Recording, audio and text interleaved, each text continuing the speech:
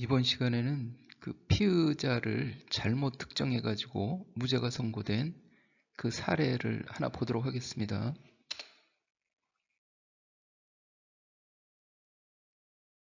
축산물 위생관리법에 보면은 제45조 벌칙 해가지고 그 영업자 및 그 종업원이 준수하여야 할 사항을 준수하지 아니하였을 경우에 이때 3년 이하의 징역 또는 3천만 원 이하의 벌금에 처한다 이렇게 되어 있고요. 31조 2항 1호부터 4호까지 이렇게 되어 있는데 이번 사례는 31조 2항 4호에 해당되는 거. 영업자 및 종업원이죠. 처벌 대상이 영업자 및 그 종업원이에요. 그러니까 우리가 수사하면서 그 상대방이 영업자인지 아니면 종업원인지 이거를 잘 구분을 해놔야 되겠죠.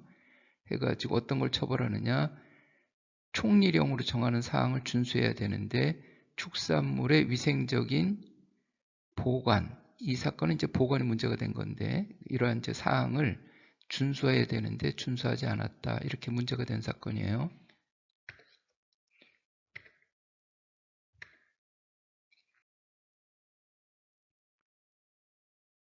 여기에 보면 피고인은 무죄 이렇게 되어 있는데 유통기한이 경과한 축산물은 폐기용으로 표시해가지고 냉장, 냉동 창고나 시설의 일정 구역에 구분해서 보관해야 되는 거예요.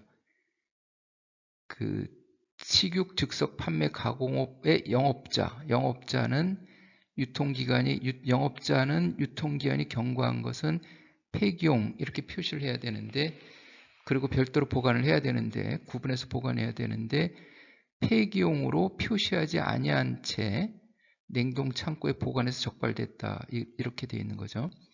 언제 그랬느냐? 2020년 10월 28일 날 적발이 됐습니다. 2020년 10월 28일 날 유통기한이 10월 7일까지 되어 있는데 폐기용으로 표시하지 않았다. 이렇게 한돈 생목살 510kg 꽤 많네요. 이렇게 되어 있습니다.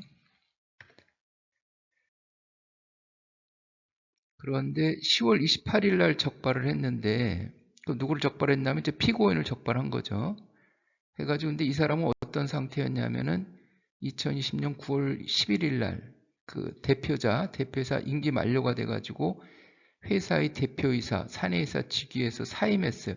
9월 11일 날. 그리고 10월 8일 날 여기에 대한 그 등기를 했고 해임 등기가 되고 그 다음에 이라는 또 별도의 사람이 10월 6일 날 새로운 대표이사, 그 사내이사로 취임을 한 거죠.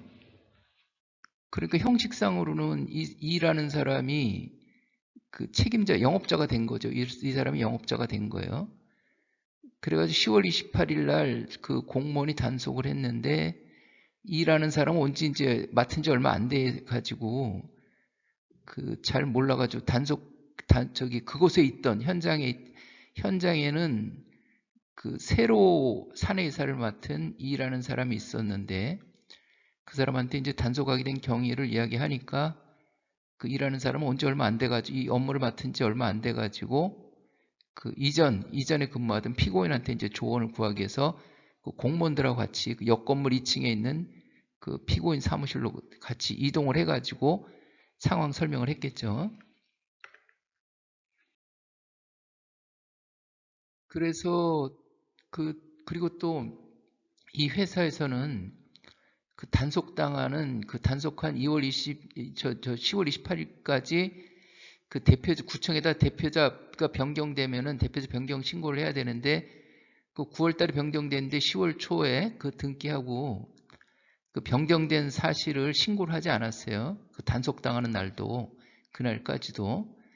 그러니까는 당연히 그 단속 공무원들은 수지구청에 이렇게 보니까는 대표자는 그대로 돼 있는데 이 사람이 대표자 아니야 해가지고 이 사람한테 확인서에 서명을 하라 이렇게 위반 사실 거기 확인서에 서명을 하라 이렇게 했더니 이 사람은 그 피고인은 처음에는 확인서 서명을 거부했습니다. 여기에 확인서 서명을 왜 거부했는지 사유는 나타나 있지 않은데 피고인 입장에서는 내가 9월 달에 이미 다 내 임무는 끝나가지고 나 사임해서 내가 영업자가 아닌데 그리고 내가 또 그 종업원으로 있는 것도 아닌데 내가 왜 확인서에 서명을 해야 되느냐, 이렇게 이제 그런 취지로 그 거부를 했었을 것 같아요.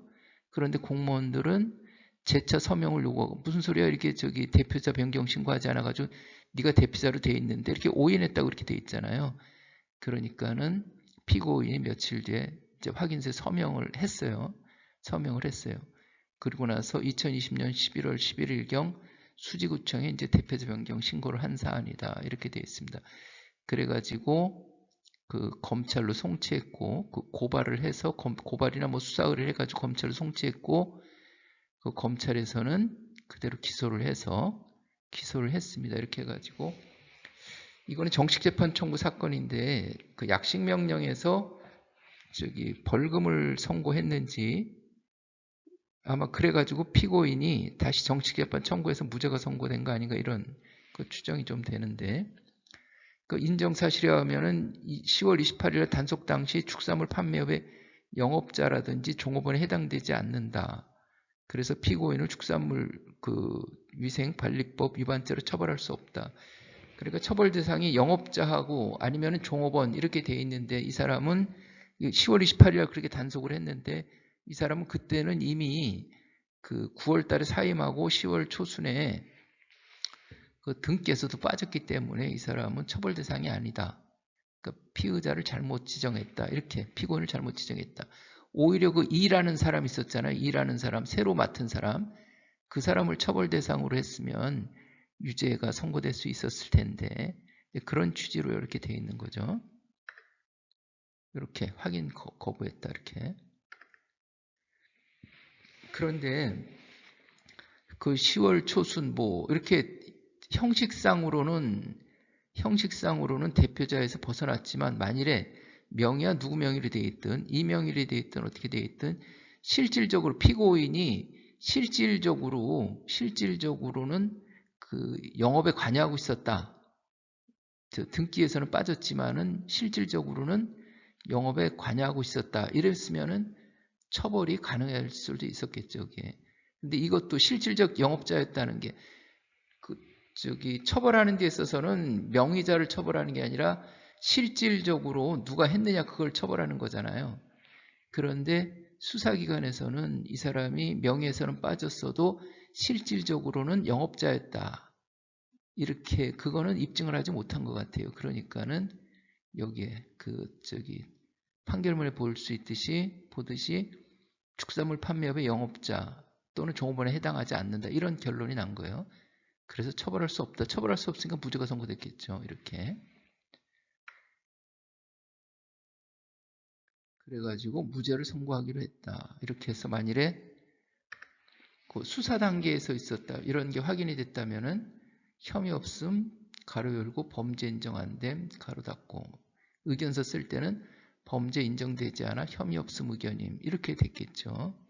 이렇게 되어 있습니다. 그래서 수사하다 보면 피의자 특정하는 게 좀 어려울 때가 많죠. 종종 있는 게 아니라 피의자 특정하는 게 어려울 때가 많죠, 이게. 그래서 이런 것들을 참고해서 잘 그 피의자 특정할 때 잘 좀 유의하셔야겠다, 이렇게 말씀을 드립니다.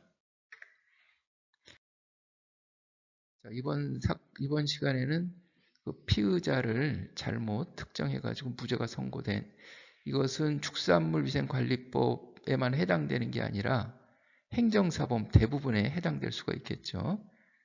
그래서 이제 이 사례를 말씀드린 거예요. 축산물위생관리법에만 한정되지 않고 모든 그 행정사범에 해당될 수 있기 때문에 말씀을 소개시켜 드렸던 거고요.